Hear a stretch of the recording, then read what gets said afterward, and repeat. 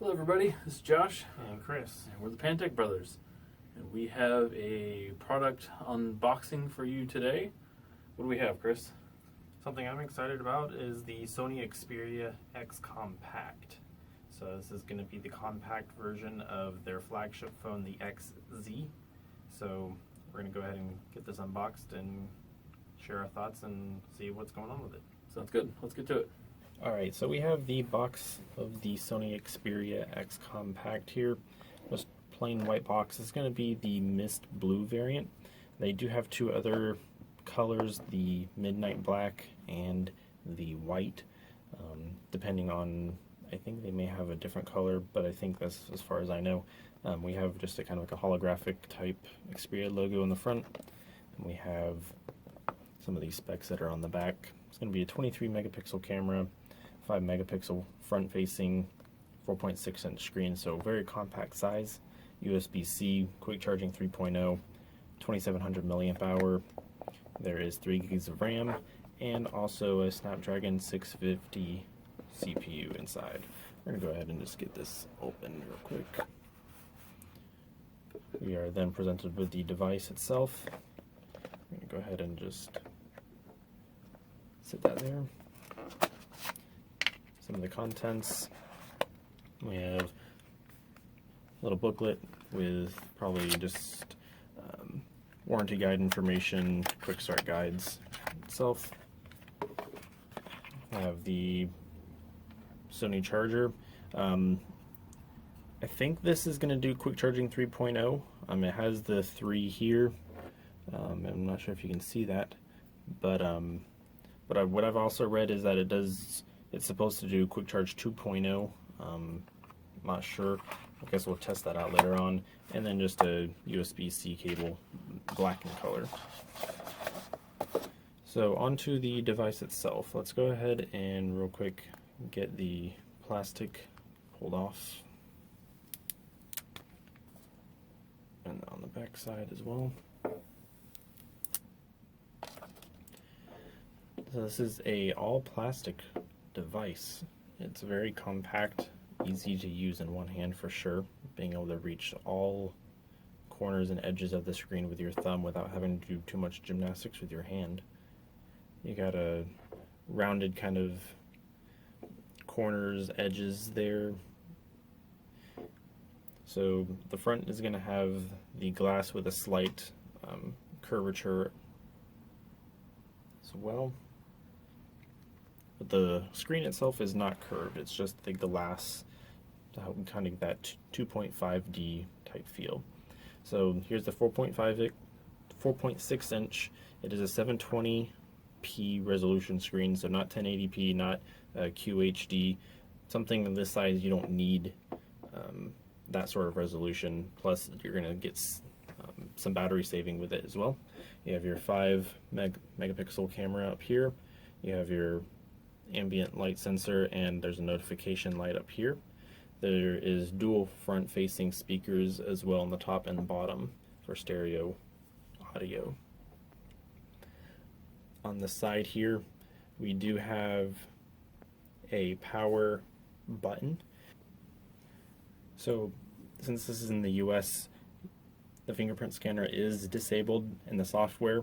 So you can actually enable this by flashing the European firmware software onto it. It's a very easy process to do. You can find this setup on, or the steps on XDA. So we may kind of show a how-to guide on how to do that later on. So moving down, we have a volume up and down button down here.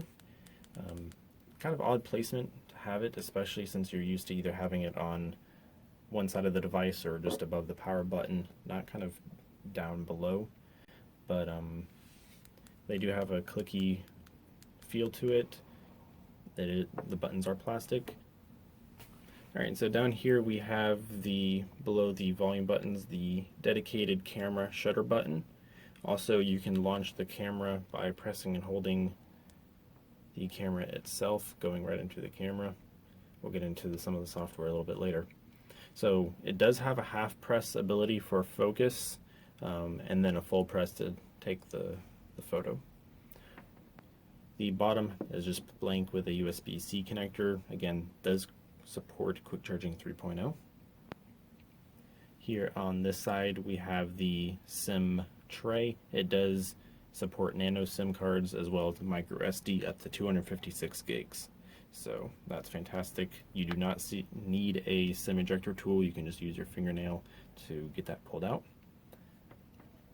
At the top we have another microphone and a headphone jack.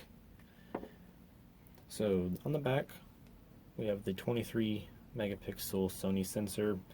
There's a couple other two sensors here. One is the laser autofocus. The other is going to be like an RGB white balance type sensor. That way it's going to easily balance the whiteness on videos and photos that you take. And then a single LED flash. And then we just have the Xperia logo and a little NFC logo as well. So overall, the phone itself is pretty light. It's about a 9mm thick device. It's, of course, in the day and age of late 2016, 9mm is kind of on the thicker side, where you're starting to see Samsung and, of course, Apple doing away with a headphone jack, very thin devices. But for a 4.6-inch screen, you're going to get some good battery life. Again, this has a 2700 milliamp hour battery, so the brightness, it does get pretty bright, easy to at least read and see indoors. So yeah, and so because it is running a Snapdragon 650 chipset, it's not going to be as powerful as the XZ, which is running the 820. So you're not going to get 4K recording on this. You're not going to get the slow-mo recording like you would on a lot of the other flagship devices. It's just going to be 1080p, 60 frames a second. But I went ahead and actually flashed the European software on this to get the fingerprint sensor, so to kind of show you how well that works. Just like that. It's almost, I can't even press the button without it almost going right in. There is also some other gesture features which are prevalent on LG devices, which is a double tap to wake ability. So that's pretty neat. Let's go into some of the settings here if I can find it real quick. So tap to wake, you can double tap the screen and wake that up. I've noticed that it doesn't work too reliably. There, double tap, and it's a little slower, but I mean, if the fingerprint scanner is going to work that quick, I don't really see the need for it. So anyways, that was my first impressions. Josh, you have any thoughts on it? So I really like the size. I'm currently using a Galaxy S7 for my daily driver phone. Had an S5 before that and an S4 before that, and I actually really prefer the size of the Sony. Even though it may be a little bit thicker than some of the newer devices, it still has a good thinness to it. I like the fact that it fits well in the hand. You can reach all points of the screen without having to really strain or shift how you're holding the device itself. I really like the style they used in a day and age where so many people are using, the brushed aluminum, all unibody design with, the metal rounded edges. It's nice to see a different design being used by Sony here. So I really like the fact that the plastic will probably help in the durability in the long run. The aesthetics, my wife has the Nextbit Robin in a similar kind of blue, green, teal color. And this one's a little more mint. It's a little lighter shade of blue-green. But I liked the reflective. Chris mentioned that they're going for kind of like a ceramic look.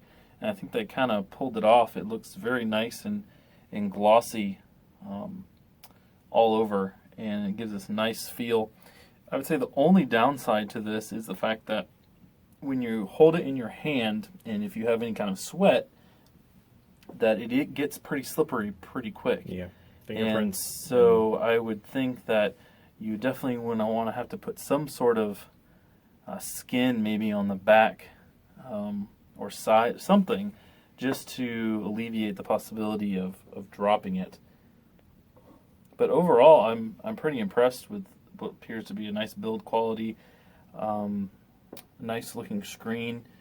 A little disappointed at 720p, but I understand with the size, you wouldn't really get the full benefit of having a 1080p or higher screen resolution. The only thing that I noticed when I played around with it the other night is that dedicated camera button on the outside.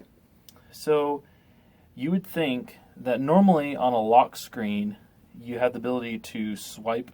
Once you've turned on the screen, you can swipe up from the screen like that, like on a Samsung or some other Android phones, and launch the camera app.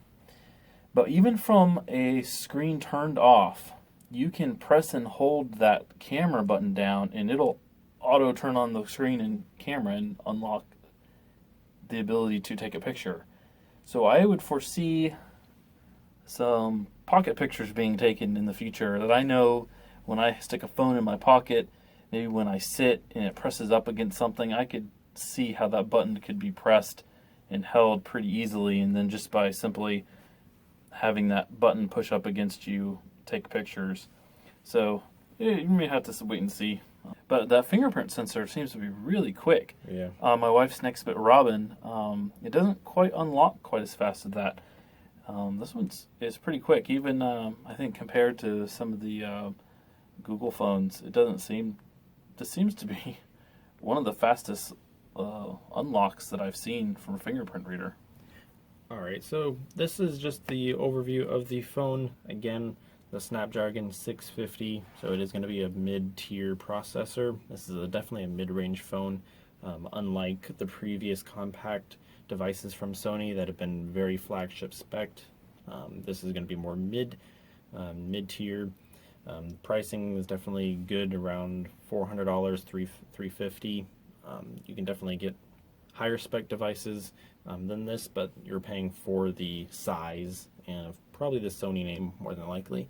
650, you got the dual stereo speakers, you have these 4.6 720p screen, you have quick charging 3.0, micro SD card slot. This is a GSM unlocked phone, so this is only going to work on those networks here in the US. 23 megapixel camera on the rear, 5 megapixel on the front. There is no optical image stabilization from what I believe. I think it's just all electronic, kind of what the Pixel does. You do have a disabled fingerprint scanner on the side, but you can enable that in software by just doing a quick flash. 3 gigs of internal RAM and 32 gigs of storage. Again, expandable up to 256 gigs with a micro SD card slot. This does have NFC for paying and things like that, pairing. So if you guys have any questions, any comments, if you're always wondering about the Sony devices and curious about maybe picking one up, definitely just leave a comment down below. So I really appreciate you guys for watching. Again, this is Chris. I'm Josh. And Pantek Brothers here, and we will see you all in the next one.